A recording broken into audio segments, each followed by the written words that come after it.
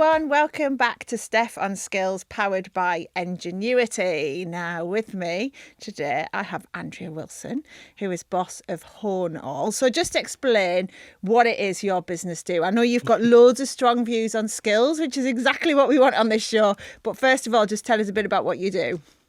Yeah, Hornall is a specialist subcontract machining company. We're based in Leighton Buzzard and we are the epitome of an SME. So 41 people, most of which have been there for at least 20, 25 years. And we make tubes in layman's terms. So everything from hip screws to replica cannons for movies. Yeah. But we make very large pieces of metal into very high precision tubular components. And where do they end up, these components? Everywhere. Oil and gas drilling equipment. We're doing work on atomic energy at the moment.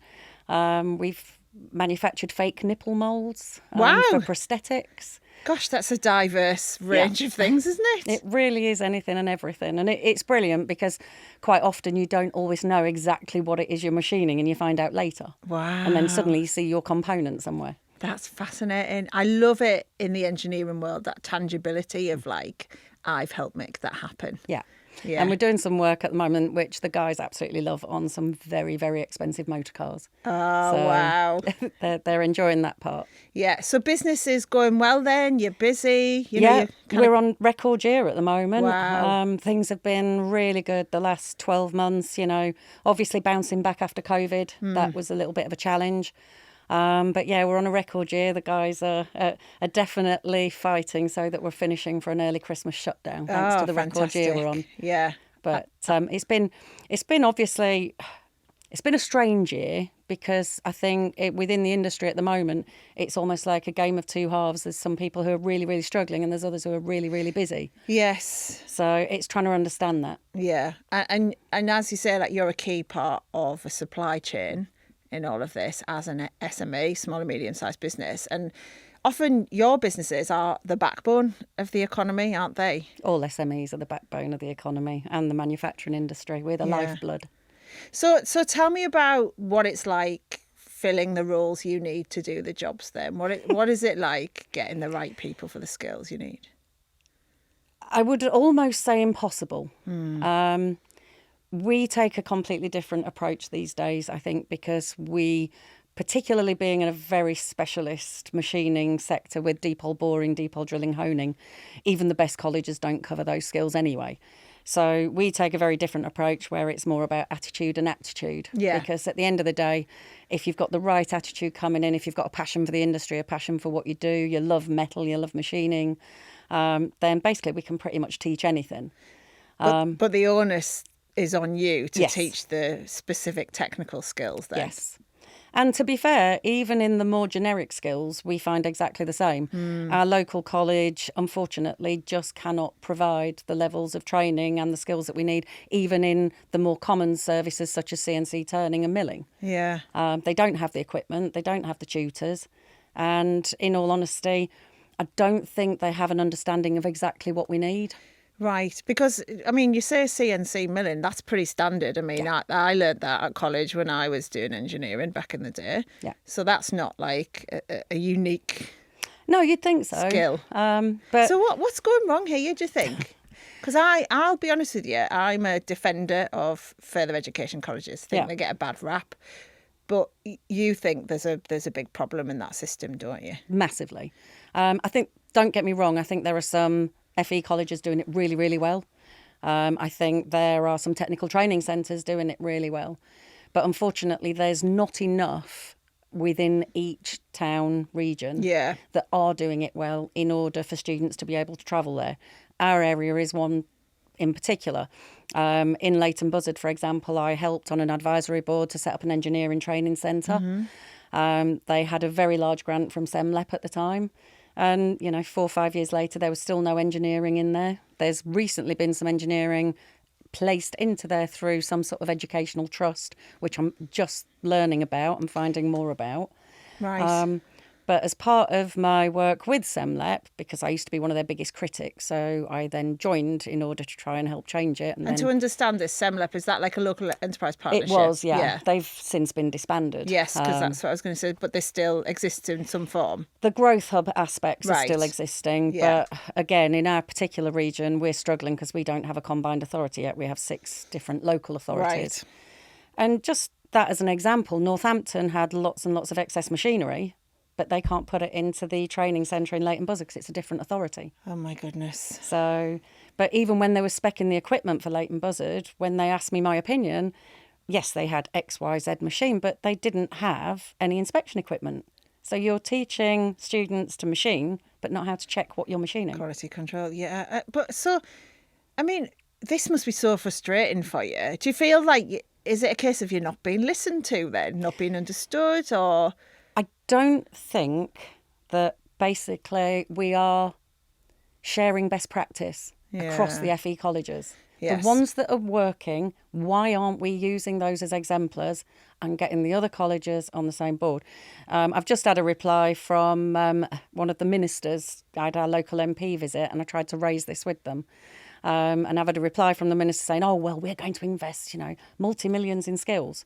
Yeah. But what's the point in spending more money with facilities and functions that don't work? Because what you're saying is there's, from your perspective, evidence that would suggest they've been given money and not done the right stuff with it. Yeah. And so the danger is you can't just throw money at a problem. And that's what we're seeing here. Because that, I'll be honest with you, that is a concern of mine, because similarly, talking to politicians about this, they said, don't worry, we are going to put more money into it. But you're not going to just magic up a load of teachers, of support staff, a load of technically skilled people to just step into the college. There's a whole raft of groundwork that needs to be done, isn't there, in order to then use this money wisely. Yeah, there's a whole ecosystem you have to recreate that's disappeared over this last 10, 20 years. And what kind of, I don't want to go into like specifics of a particular college because obviously they're not here to defend themselves, but just on the whole, like what kind of, I don't know, how do colleges react when you try to talk to them? Well, our local college in our area, there's a number of local colleges to us. But when I tried speaking to the new owner of the group of them, I ended up with 4 different people to talk to who all asked me the same questions, but ended up with no actual response to it. And it's really difficult because you visit the colleges, and there's another college in particular I can think about where there was a whole host of CNC machinery under blankets. I'm like, what's happening with that?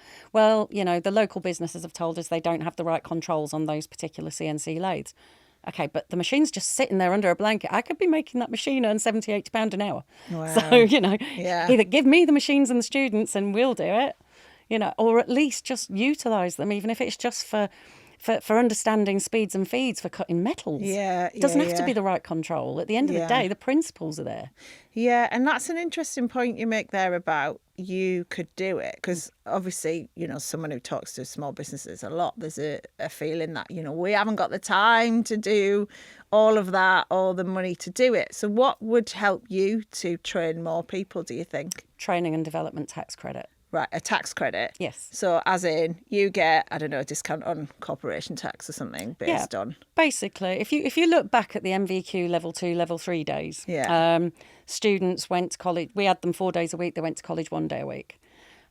During that time, those skills were taught within our environment, on our types of machinery, utilising our very, very skilled, highly experienced people.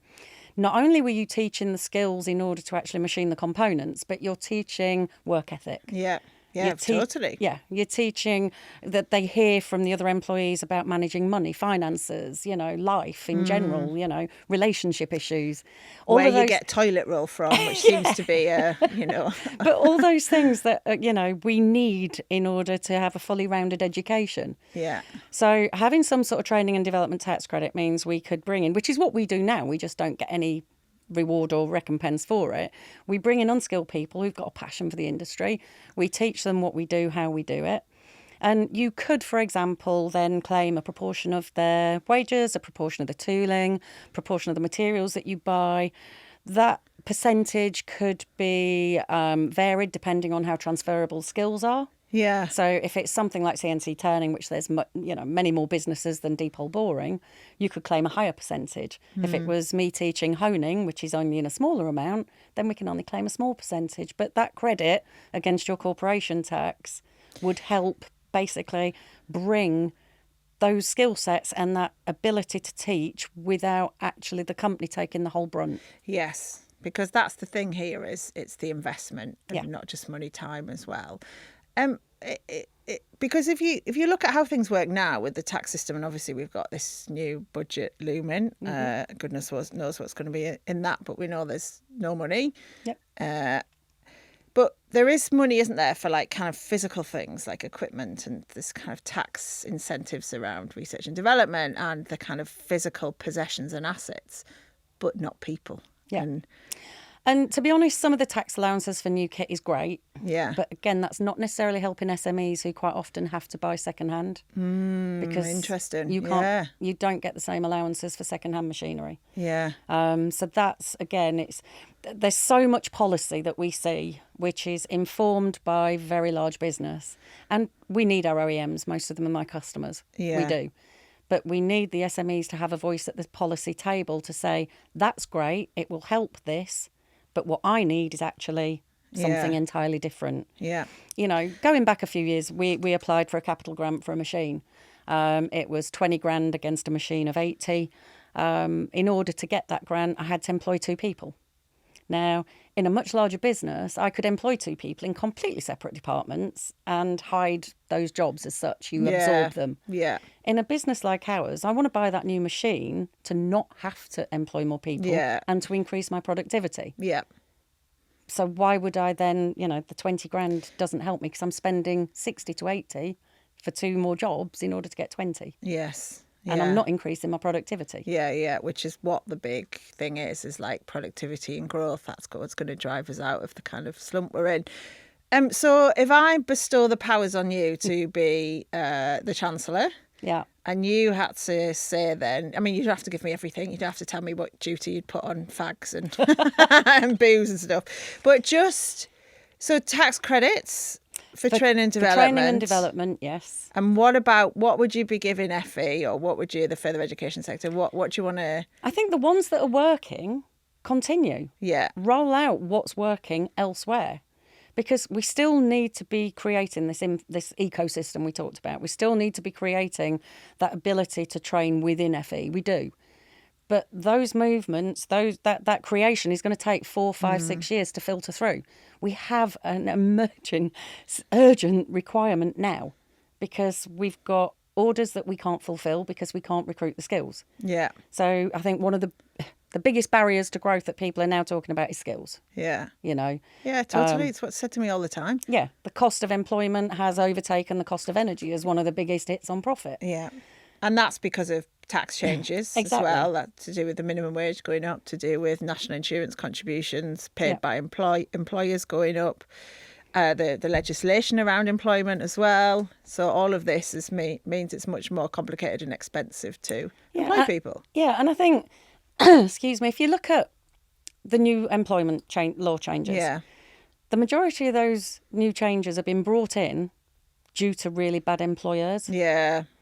So you're changing everything for everybody. The bad and not, for the people who are doing it all right. Yeah. You're penalising the wrong people in a way. Yeah, from what I heard, a lot of the changes about the 0-hour contracts and certain terms and conditions, it's mainly because of the care sector and how badly some of the people within the care sector were treated. Well, within engineering and manufacturing, we don't treat people badly. Very, very few businesses would ever get away with treating people badly. I mean, in 32 years, I've never made anybody redundant. I've never put anybody on short time.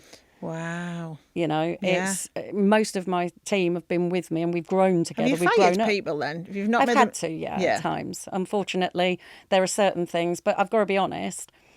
The people who've been fired have tended to be through after you've tried, whether it be alcoholism or dangerous activities. It takes a lot for me to give up on someone. That's good. But I know what you're saying. There's a sense that the people who are doing it well are being penalised Yes. for the bad. And yeah, I mean, obviously the government would argue this a different way, and they're trying to standardise things and everything else and make it easier for employees and give them more rights. There's a lot of work being done about trying to improve, as you say. You know, you talked about the image there, the image of what it means to be someone who's learning in a vocational setting, you know, whatever it is they're studying, whether it's engineering or not. And, you know, we're launching this vocational celebration day on the 6th of August next year. Why do you think that's important?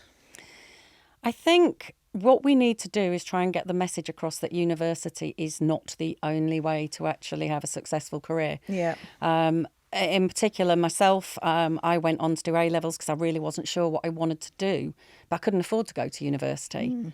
But I forged a career in an industry that I absolutely fell in love with because it's so full of people who are passionate and who are innovative and disruptors and think differently.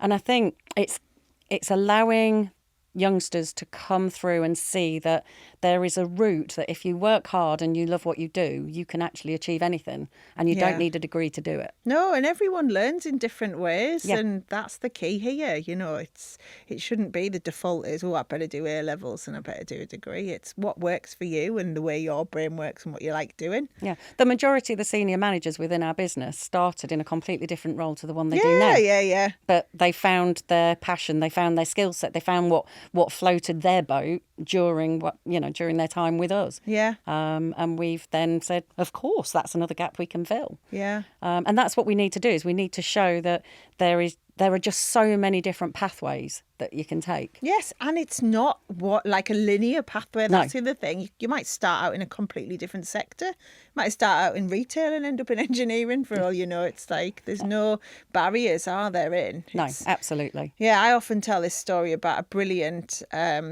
technician I met in a train factory who'd been a hairdresser.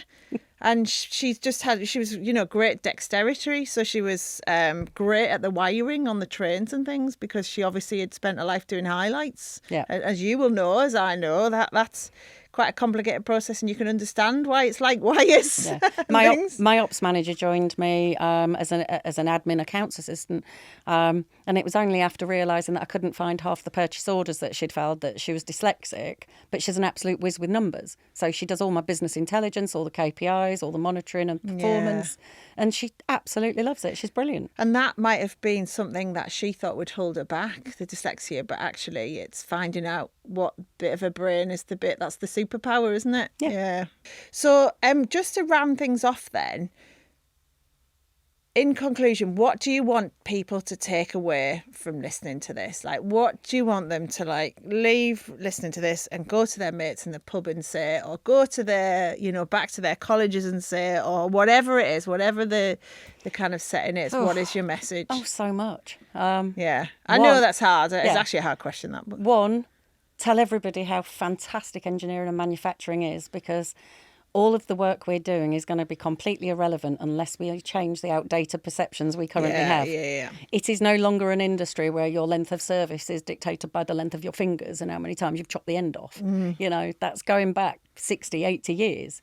We've got to change the perceptions. Most of our factories are clean, they're bright.